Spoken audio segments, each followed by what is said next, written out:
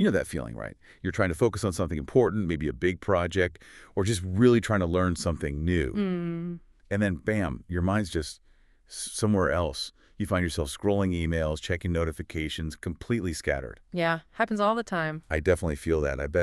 I bet you listening do too. It's almost constant sometimes. It really is. And it's not just you. It's not some personal failing. This constant pull, this fragmentation of attention. It's a huge challenge in our modern world. Right, this distracted world we're living in, we're just bombarded. Exactly. Notifications, emails, breaking news. Yeah. Our focus gets sliced thinner and thinner. But what if there was a way to push back against that? Like a skill. Yeah. Almost like a superpower that lets you really, truly concentrate intensely. Push your cognitive limits. Yeah. And create real value, improve your skills. That's exactly what we want to dive into today, this powerful idea called deep work. It's positioned as the antidote to all this distraction. It really is. A way to regain that focus. So our mission for this deep dive is to unpack deep work. What is it, really? Why is it so valuable and, weirdly, becoming so rare? And why it can actually lead to a more, meaningful life. That's a key part of it, too. Absolutely. And crucially, we're digging into our source material. Deep work. Rules for focused success in a distracted world, for actionable strategies. Stuff you can use to cultivate this, the superpower of the 21st century yourself. Okay, let's do it. Right. So first things first, let's get clear on the terms. The book draws a really sharp contrast between deep work and shallow work. How would you describe that shallow end? Shallow work is, well, it's pretty much what it sounds like. It's the stuff that doesn't demand a lot of brain power. Yeah. Logistical tasks, Like firing off quick emails, maybe scheduling things. Exactly. Scheduling meetings, expense reports, maybe some social media stuff for work. It's often done while you're distracted, multitasking maybe. Right. And honestly, it doesn't tend to create much new value. And it's frankly pretty easy for someone else to replicate. Okay, so it's necessary clutter, almost. Some of it, yeah. Necessary, but it doesn't really push your skills or your core contribution forward. Got it. And deep work, then, is the complete opposite. Totally. It's about sustained, zero-distraction concentration. It's the kind of work that really pushes your cognitive limits, where you feel stretched. That's where the breakthroughs happen. That's where you create genuinely new value, yeah. And it's how you significantly improve your actual skills. It makes you better at what you do. What's kind of scary, though, is how our modern tools seem designed to pull us towards the shallow end. Oh, absolutely. Email, Slack, social media, endless news feeds. They constantly fragment our attention. There was a McKinsey study back in 2012. I remember reading about that. Yeah, it found knowledge workers were spending over 60% of their week just on electronic communication. 60%. Wow. And nearly 30% of the entire week was just on email. That's a massive amount of time spent in what the book calls the sort of frenetic shallowness. And that constant shallowness, it actually has a cost, doesn't it? Yeah. Beyond just wasted time. A huge cost. Nicholas Carr talked about this in The Shallows. He argued that if you spend too long in that state of constant distraction, that frenetic shallowness, it can actually permanently reduce your capacity for deep work. Really? Permanently? Well, it weakens the mental muscles, essentially. If your brain gets used to constantly jumping between little things, getting those quick dopamine hits from notifications, it adapts to that. It loses the ability, or at least finds it much harder, to sustain that deep, prolonged focus you need for complex thinking. So it's like a muscle that just atrophies if you don't use it for heavy lifting. Exactly. You're training your brain for distraction, in a way. Okay, so deep work is vital. It's under threat. How did people manage this before the digital deluge? How did historical figures achieve that kind of focus? Carl Jung, for instance. Jung's a great example. Back in 1922, he literally built a retreat, a stone tower, the Bollingen Tower. Not just a holiday home, then? No, not at all. It was specifically designed to get away from his busy city practice in Zurich and just think deeply. To advance his work, like his big book, Psychological Types, he even cut back on his clinical hours to make time for it. That's a serious commitment. It shows this isn't fundamentally a new problem. The need for focused time has always been there for people doing significant work. And he wasn't the only one, right? The book mentions others. Oh, yeah. Michel de Montaigne, the essayist, he had his famous library in a tower. Mark Twain. Right. The shed. Exactly. An isolated shed where he wrote Tom Sawyer. His family apparently had to blow a horn to even get him to come for meals. Love that. Woody Allen, writing dozens of films over decades, apparently stuck to a manual typewriter, no computer. Peter Higgs, the physicist, worked largely disconnected. So the common thread isn't just genius, it's structure. Deliberately building walls against distraction. Precisely. A real commitment to structuring their lives to protect and prioritize that deep, focused work. And this isn't just historical trivia. This commitment, this skill, it's becoming incredibly important economically today. Hugely important, especially in what MIT economists Brynjolfsson and McAfee call the Great Restructuring. Okay, what's that? It's basically how digital technology is radically transforming the labor market. Machines are advancing incredibly fast, and human skills are, frankly, struggling to keep up in many areas. So some jobs are disappearing, new ones are emerging. Exactly. And in this new landscape, the book argues there are basically three groups who are really well-positioned to thrive. Okay, who are they? First, you've got the high-skilled workers. These are the people who can work creatively with intelligent machines, master complex systems, and extract value from them. Like data scientists, sophisticated programmers. Yeah, think of someone like Nate Silver doing election forecasting. He's not just plugging numbers into a spreadsheet. He's mastering complex SQL databases using high-end statistical software like Stata. These aren't things you just casually pick up. Right, that requires serious, focused learning and application. Intense concentration, yeah. Then, second, you have the superstars. Meaning? The absolute best in their field. Because communication tech is so good now, a company anywhere can potentially hire the very top person globally for a specific role. Ah, so geography matters less. The best get the gigs. Pretty much. The example given is David Heinemeier Hansing, creator of Ruby on Rails, partner at Basecamp. He works effectively from Chicago, Malibu, Marbella. Companies can tap into that elite talent pool remotely, often getting better results for less overall cost than hiring locally. And the third group? The owners. Those with capital to invest in these new technologies and benefit from their deployment. Venture capitalists like John Doerr funding Google, Amazon. Their wealth multiplies as these technologies scale. Okay, so high-skilled workers, superstars, and owners. What connects the first two, the workers and superstars, to deep work? Ah, that's the crucial link. Deep work is essential for both becoming a high-skilled worker and operating like a superstar. Why?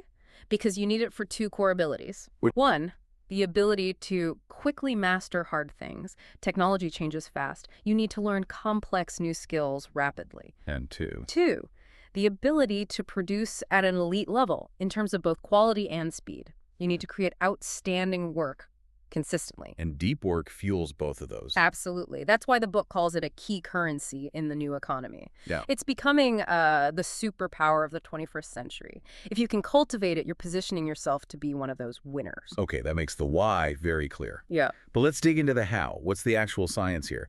Our source mentions F. Sertalenges talking about the mind as a lens, focusing converging rays of attention. How does deep work actually make us learn better and produce more elite work? Right, let's break that down. For learning hard things, think about Kay Anders Ericsson's work on deliberate practice. Right, the 10,000 hours guy, sort of. Well, it's more nuanced than just hours. Deliberate practice is about intense, uninterrupted concentration on a specific skill, pushing yourself just beyond your current abilities and getting immediate feedback. So focused effort, not just repetition. Exactly. Yeah. It's crucial for mastering anything cognitively demanding. It kind of busts the myth of the natural prodigy. It shows mastery comes from this structured, intense effort. And there's a neurological basis for this? Yes, definitely. Daniel Coyle talks about this in the Talent Code. When you engage in deep work, you're focusing intensely on specific neural circuits related to that skill. Okay. This repeated focused firing helps build up myelin around those circuits.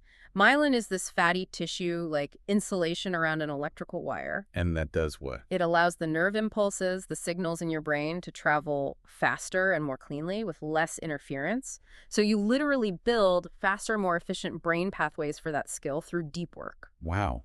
So trying to learn, say, SQL programming while you've got Facebook open Is terrible for myelination. You're firing off all sorts of unrelated circuits, your focus is diluted, the signal is weak, and you're just not building that high-quality myelin sheath effectively. So it's not just inefficient, it's like biological self-sabotage for learning. That's a good way to put it, yeah. You're hindering the very process your brain uses to get better. Okay, that's learning. Yeah. What about producing at an elite level? Well, the focused effort directly impacts output, too. The book proposes a simple formula. High quality work produced, time spent, X. Intensity of focus. Times intensity makes sense. So you can increase your output by working longer hours, sure. Or Yeah. you can increase the intensity of your focus during the hours you do work. And that intensity comes from deep work. Exactly. Look at Adam Grant at Wharton. Youngest full professor, incredibly prolific, tons of papers, best-selling books. Right, his output is legendary. The book argues he achieves this absurd rate of artistic productivity, not necessarily by working 20/47, but by maximizing his intensity of focus during his work blocks. Oh, right. Deep, uninterrupted work. And minimizing something called attention residue. Yeah, that's Sophie Leroy's concept. When you switch tasks, say from answering emails to writing a report, your brain doesn't just instantly switch gears. A part of your attention, a residue, stays stuck on the previous task for a while. This residue reduces your cognitive capacity for the new task. You're not fully present. So context switching has a real cognitive cost. A significant one.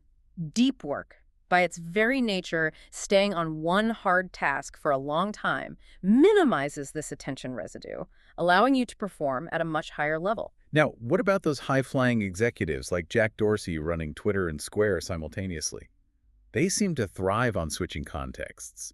Are they the exception that proves the rule? That's a good question. The book addresses this. It argues that roles like Dorsey's are different. They often function as hard-to-automate decision engines. Meaning? Their value comes from processing a high volume of information quickly, making rapid, experience-based decisions, spotting opportunities, connecting people. It's less about deep, prolonged concentration on a single creative problem. So it's a different kind of cognitive demand.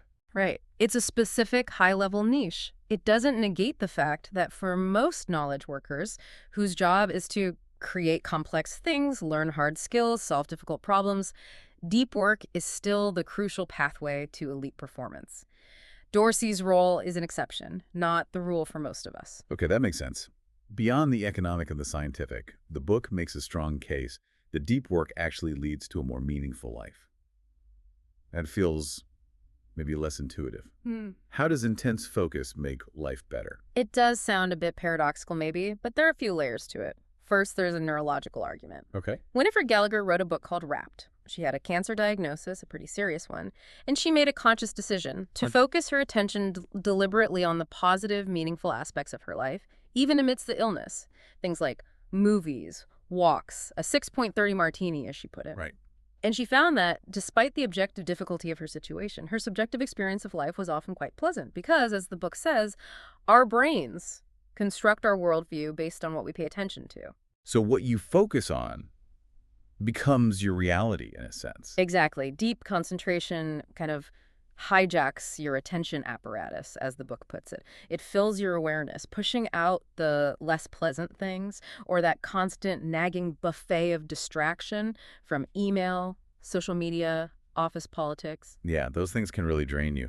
The author mentions how focusing on annoying emails can leach meaning from your mind. It really can. By contrast, deep work fills your attention with something challenging and skillful, which tends to be inherently more satisfying. Which connects to the psychological argument, right? Flow. Precisely. Csikszentmihalyi's concept of flow, that state where you're so intensely absorbed in an activity stretching your abilities that you lose track of time, lose your sense of self. You're just completely in the zone. Right. Deep work is almost perfectly designed to generate that flow state. And Csikszentmihalyi's research found that flow is one of the primary sources of human happiness. It orders the consciousness, makes life feel richer. Okay, so neurologically it shapes our reality, psychologically it generates flow. What about philosophically? Yeah, there's a philosophical angle too, drawing on Dreyfus and Kelly's book All Things Shining. They argue that in our often secular, fragmented modern world, craftsmanship offers a path back to meaning and even a sense of the sacred. Craftsmanship, like woodworking or pottery. It can be, but it's broader than that. The book uses the amazing example of Rick Furrer, a master blacksmith. Okay. He specializes in ancient metalworking. He talks about the painstaking, incredibly difficult process of forging an Ulfbert sword, a legendary Viking weapon. He says it's the most complicated thing I know how to make. And he finds meaning in that difficulty. Deep meaning. In the skill, the challenge, the connection to history, the physical creation. But the key point is this sense of craftsmanship isn't limited to manual trades. So knowledge work can be a craft too. Absolutely. Any pursuit that involves developing and applying high-level skills, computer programming, writing, mathematical research, strategic planning, these can all be approached with a craftsman's mindset. Think of programming described as envisioning cathedrals in the pragmatic programmer. So it's not about what job you have, but how you approach it. Exactly. You don't need a rarefied job. You need instead a rarefied approach to your work. And the key to cultivating that skillful craftsman approach? Deep work. Deep work. It's essential for building the skills and producing the quality work that generates that sense of pride and meaning. It turns knowledge work from a series of tasks into a fulfilling practice. So deep work isn't just economically valuable. It's neurologically, psychologically, and philosophically rewarding. It makes us, as the book suggests, Homo sapiens, deepensis, a species that flourishes in depth. A powerful idea, isn't it? It really is. Okay, so we're sold on the why. Let's get into the how. Part 2. The rules. Practical strategies. Rule number 1 is work deeply. How do we actually structure our lives for this? Right, because hoping for it isn't enough. Our default environments often actively work against deep work.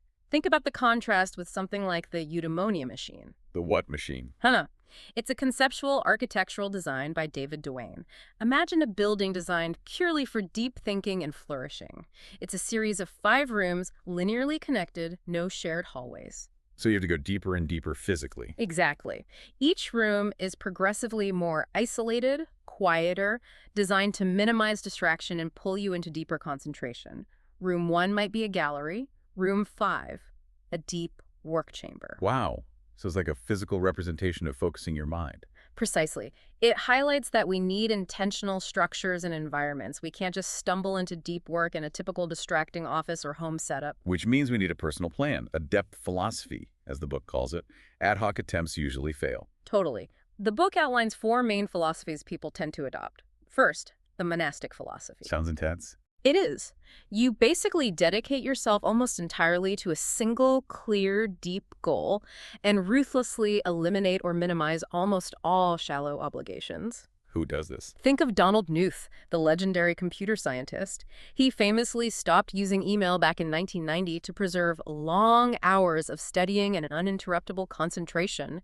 Or sci-fi author Neil Stephenson, who basically says, sorry, all of my time and attention are spoken for. Okay, so that works if your contribution is very specific and self-contained. Maybe not for everyone. Probably not. Then there's the bimodal philosophy. This is where you divide your time into distinct chunks. You have clearly defined stretches, maybe days or weeks, dedicated purely to deep work, almost monastically. Right. And then other periods where you're more open, dealing with shallow tasks, collaborations, meetings, etc. Like Carl Jung retreating to his tower, then coming back to his busy Zurich practice. Exactly like Jung. Or Adam Grant, who apparently stacks his teaching into one semester, freeing up others for intense monastic research sessions. People tend to respect these clearly defined periods of unavailability. Okay, that seems more adaptable. What's next? The rhythmic philosophy. This is probably the most common for people with more standard jobs. You build a regular, consistent habit or rhythm for deep work. Like setting aside the first hour of every day? Yeah, or using something like the chain method. Don't break the chain of daily deep work sessions. The book mentions Brian Chappell, a doctoral student with a full-time job and family, who just got up super early every single morning to work on his dissertation before anyone else was awake. Creates momentum. Right, making it automatic. And the last one. The journalistic philosophy. This one's maybe the hardest to pull off consistently. It involves fitting deep work into unexpected pockets of free time as they pop up in an otherwise busy, unpredictable schedule. Like a journalist on deadline finding moments to write. Exactly. Walter Isaacson, writing his biographies while juggling other roles, apparently did this grabbing short, intense bursts of writing time whenever he could, even on vacation. The author of Deep Work says he wrote parts of the book during his kids' naps or when meetings got canceled. Tough, but maybe necessary for some jobs. Very robust if you can master it, but requires intense discipline to switch gears so quickly. So choosing a philosophy is step 1, but then you need to make it stick. The book talks about ritualizing deep work. Yes, this is crucial. Successful deep workers are rarely haphazard. They build rituals. Think Robert Perot, the biographer, whose office is meticulously organized, governed by rules, or Charles Darwin's incredibly strict daily routine when writing On the Origin of Species. What goes into a ritual? You need to answer some key questions. Where will you work consistently? How long will each session be? How will you specifically start the work to overcome inertia? And how will you support the work? Coffee ready, no distractions, maybe light exercise beforehand. Making it almost automatic, removing decision fatigue, Precisely. Another tactic is to make grand gestures. like Jung's Tower. Yeah, or J.K. Rowling checking into that fancy $1,000 a night hotel suite at the Balmoral to finish Deathly Hallows. Wow. Why do that? It signals the profound importance of the task to yourself. It increases the perceived significance and the activation energy to get it done. Bill Gates' famous Think Weeks in a secluded cabin serve the same purpose. Investing resources forces commitment. Makes sense. Now, what about collaboration? Deep work sounds solitary, but innovation often happens in teams. That's a key tension, and it's why the book critiques things like open-plan offices. They claim to foster serendipity, but mostly they just foster distraction. Right. Constant interruptions. But look at historically innovative places like Bell Labs or MIT's legendary Building 20. They did foster serendipity, lots of different experts bumping into each other in hallways. Yeah. But those scientists also had private, often soundproofed offices to retreat to for the actual deep thinking. The best of both worlds. Exactly. The book advocates a hub-and-spoke model. You go to the hubs, common areas, meetings, collaborations to gather ideas and interact. But you need a spoke, your private, protected space to do the deep work itself. You can even have collaborative deep work, right? Right. Like the whiteboard effect. Yes. Working intensely with one or two other focused individuals on a specific problem, like Bardeen and Bratton inventing the transistor, can actually push you deeper.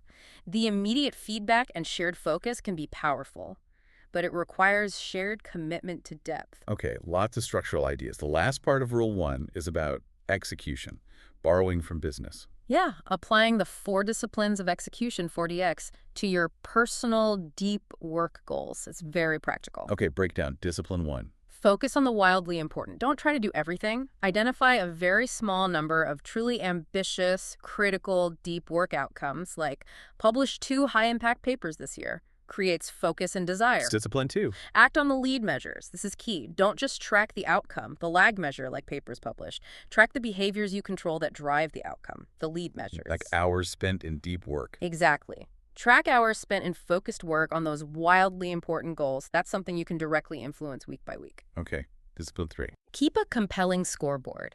Make your progress visible. The author used a simple system of tally marks on cardstock for deep work hours, circling milestones. Seeing the score builds motivation, maybe even a little healthy competition with yourself. And the last one? Discipline 4. Create a cadence of accountability. Yeah. Regularly review your scoreboard, maybe weekly. Acknowledge progress, figure out what worked or didn't, and plan your specific deep work actions for the upcoming week. Keep yourself honest. Right. Making it a continuous process. Okay, that's a solid foundation for Rule 1. Rule number 2, it sounds weird. Embrace boredom. Why on earth would we want to do that?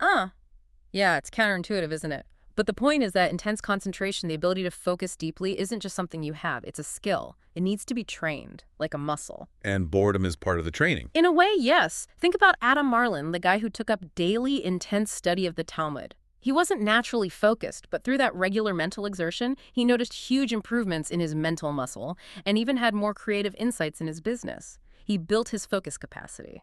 The danger being that our modern lives constantly shield us from boredom. Exactly. We fill every spare moment with stimulation, checking phones in line, scrolling during commercials.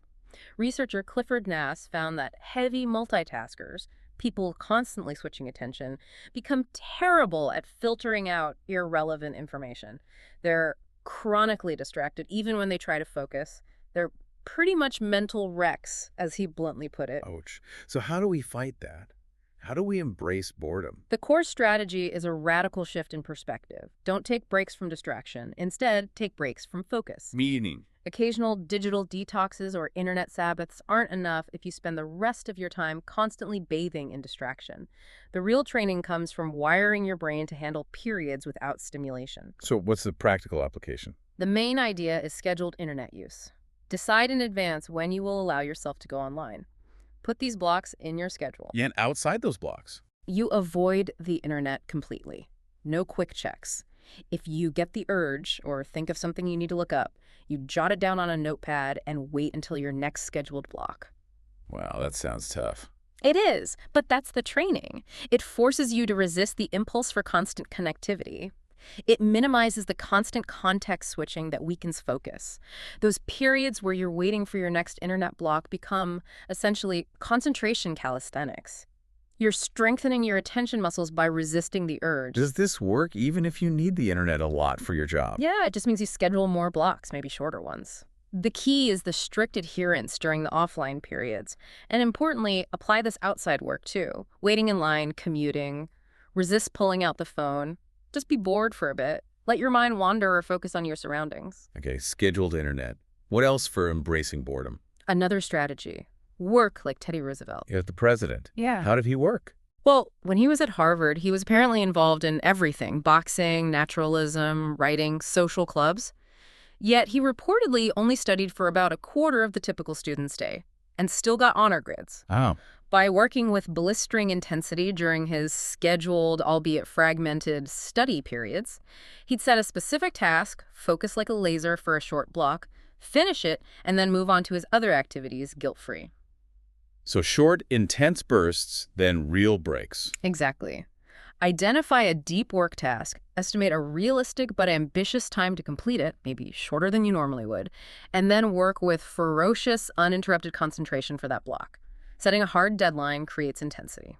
Interesting. Then there's meditate productively. This isn't sitting cross-legged, is it? No, not necessarily. It's about using periods where your body is occupied but your mind is free, like walking, jogging, showering, commuting for focused thinking on a specific professional problem. Like the author developing book outlines on his commute. Precisely.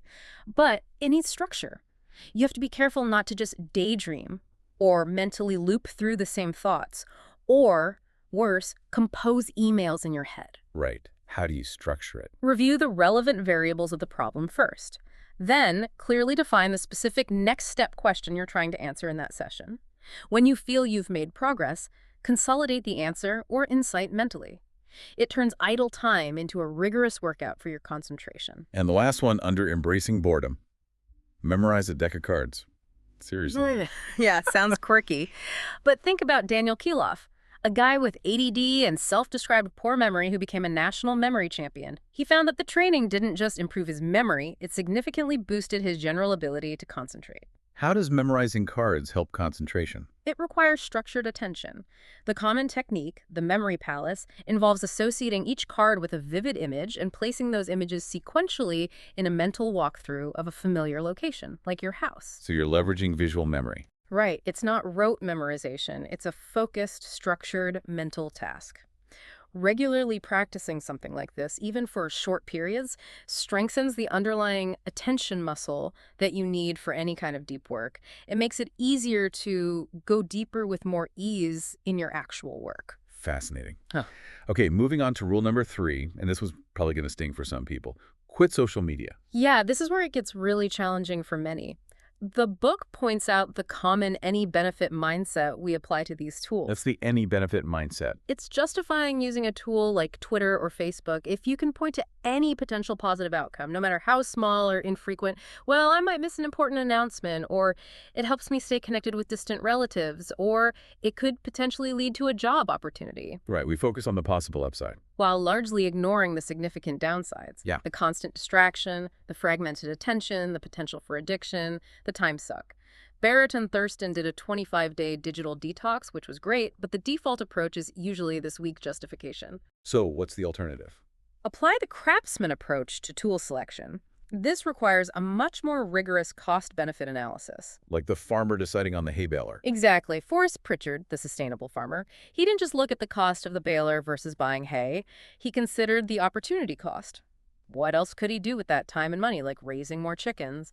And the secondary value, the manure from the chickens, improved his soil fertility, which he called his baseline. So it's a holistic view of value and cost. Right. For your own life, the craftsman approach means, first, clearly identify the 2-3 core factors or goals that are truly central to your professional success and personal happiness, your baseline.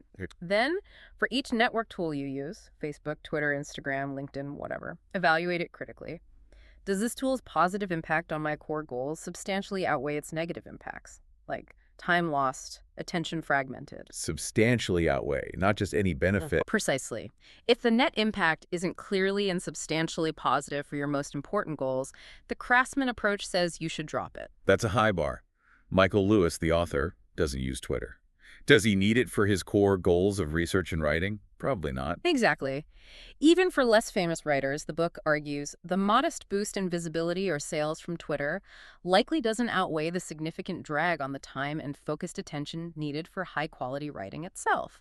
Focus your limited attention on the vital few activities that really drive results. This connects to the 80-20 rule idea, right? Yes, apply the law of the vital few to your